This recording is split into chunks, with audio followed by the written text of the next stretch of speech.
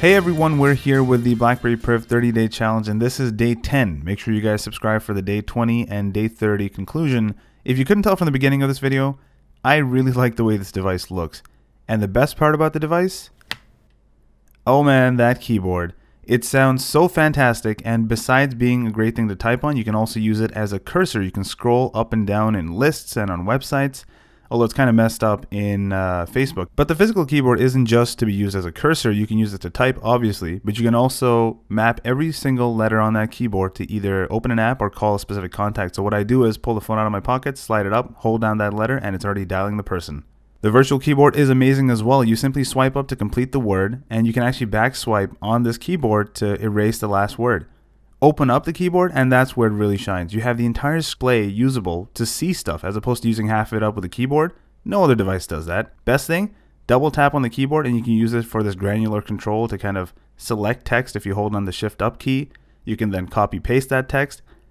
Very, very intuitive design, and it's a lot like a PC. More than that, I kind of like opening the device's keyboard and just holding it from there. It kind of obstructs the screen a little bit less. Maybe that's because I got big hands.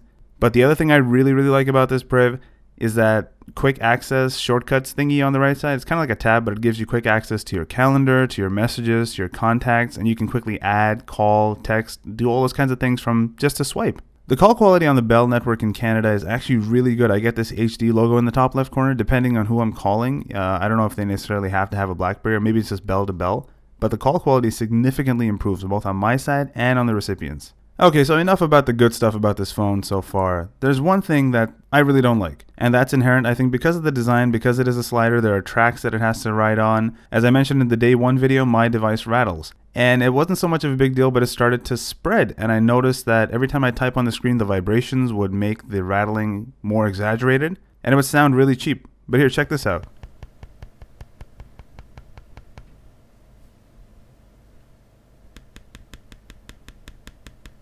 I don't mean to sound nitpicky, but I had another friend who also bought the Priv, and his screen physically flexed. So did his frame. Believe it or not, his physical frame actually flexes on the Priv.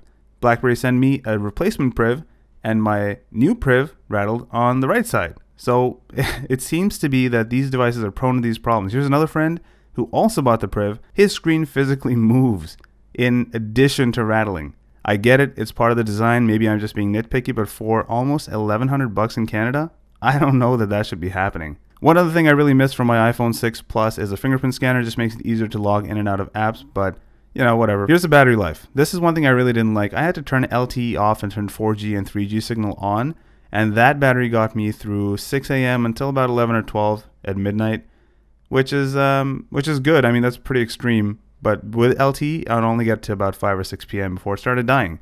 So that means I'm constantly plugged in. Either I'm in the car or I'm at my desk. I always say plugged in and make sure my battery's significantly charged.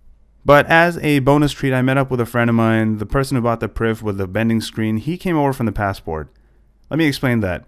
This guy's my age and he voluntarily uses a Passport. Like his company's not forcing him to do that. Do you understand what I mean? So I figured who better to ask about feedback on the Priv coming from a Passport than this guy. Here's what he had to say. The Priv is a great idea, however the build quality disappoints. The software will improve, but the hardware isn't worth the money at this point. I will be returning my Priv and waiting for the price to drop before rebuying the device. I don't actually sound like this. This is just something this jackass is doing for making the funnies. Please follow me on Instagram and Twitter. So there you have it, guys. I couldn't have said it better myself. Those are my thoughts exactly on the Priv. I think it's just a software thing at this point, and the software can be updated. So we're kind of waiting patiently for the Marshmallow update, and we're both really, really hopeful that they do fix a lot of the bugs and the lag that's there in the Priv right now. Coincidentally, a few days after shooting this portion of the video, there was an update available for the Priv, so that's where we're going to leave it at for day 10. I'll be updating the device and putting out a video on day 20. It'll have a lot more notes on what's changed since the update and overall camera performance, a few other things that I've noticed as we go along this 30-day challenge, and hopefully you guys join me for that, so make sure you do subscribe for the day 20 and day 30 update. Check out the day 1 video and the super fast unboxing, and I will see you guys in the next one.